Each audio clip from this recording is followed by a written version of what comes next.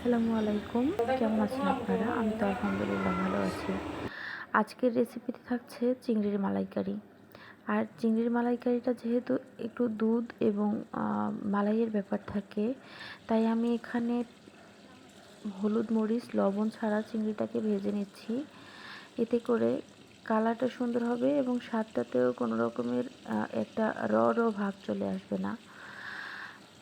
ঠিক ততক্ষণ ভাজতে হবে যতক্ষণ এর কালারটা অন্যরকম, মানে হচ্ছে প্রায় বাদামি না হয়। তারপর আমি এখানে 2 টুকরো এলাচি এবং 2 টুকরো দারুচিনি দিয়ে আমার হাতের মুঠো ভরে প্রায় 1.5 মুঠ পেঁয়াজ দিয়ে ভেজে নিয়েছি।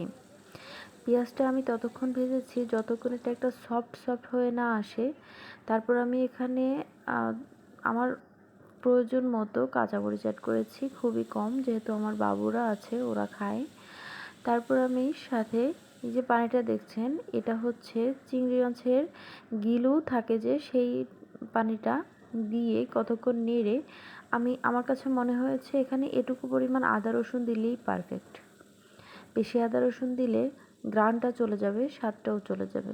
তারপর আমি এখানে সমস্ত পানিটুকু দিয়ে মশলাটা কষিয়ে নিয়েছি।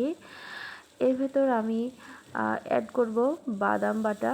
আমি এখানে প্রায় 1 টেবিল স্পুন বাদাম বাটা ইউজ করেছি। চিংড়ি মাছের মালাইকারিতে অবশ্যই বাদাম বাটা যায়, এটা আমি মনে করি মেইন উপাদান। বাদাম বাটা দিয়ে আমি অলমোস্ট 3 to 4 মিনিটস এটাকে নেড়ে চেড়ে ভালো মতো ভেজে তেল উপরে উঠে আসা পর্যন্ত অপেক্ষা করেছি। দেখছেন আমার কড়াই থেকে মশলাটা ছেড়ে দিয়েছে, তেলগুলো উপরে উঠে এসেছে। এখন আমি পিঞ্চ অফ ধনিয়া গুঁড়া দিয়ে দিলাম।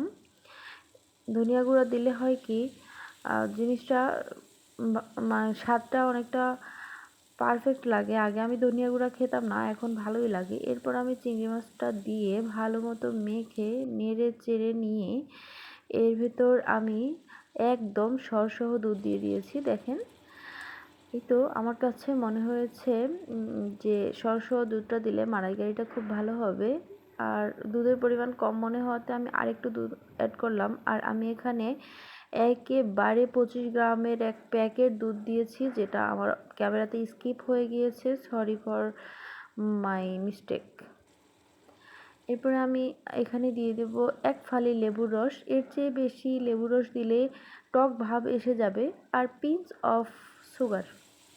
আমার অধিকাংশ রান্নাতেই আপনারা দেখবেন আমি এখানে মানে মিষ্টি ইউজ করি, যেটা আমার কাছে মনে হয় যে যখন আপনি কোনো রান্নাতে রিচ ফুডগুলোতে মিষ্টি দেবেন, তখন এর স্বাদটা ব্যালেন্স করে যাবে, যা মিষ্টি করবে না, কিন্তু আপনার মুখে খুবই ভালো লাগবে। আর দিয়ে দিলাম খুবই সামান্য ঘি।